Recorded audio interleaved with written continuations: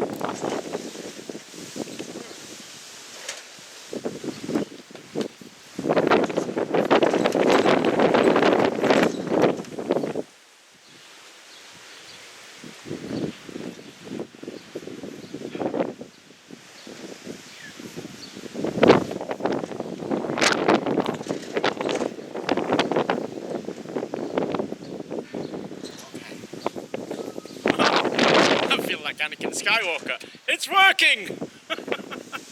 Okay, that was pretty cool. It got up to 20 volts, no trouble at all. I mean, obviously, I'm holding this thing in my hand. What we would need to do really is attach it to a pole of some kind. But, I mean, how easy was that to make? All we did was rip that out of the car, bolt on a couple of bits of pipe, and we've got a functional generator that can drive up to 20 volts in a nice wind. So I just thought that was kind of cool, actually. So I thought I would share it with you. I hope you enjoyed the video, and thank you very much for watching.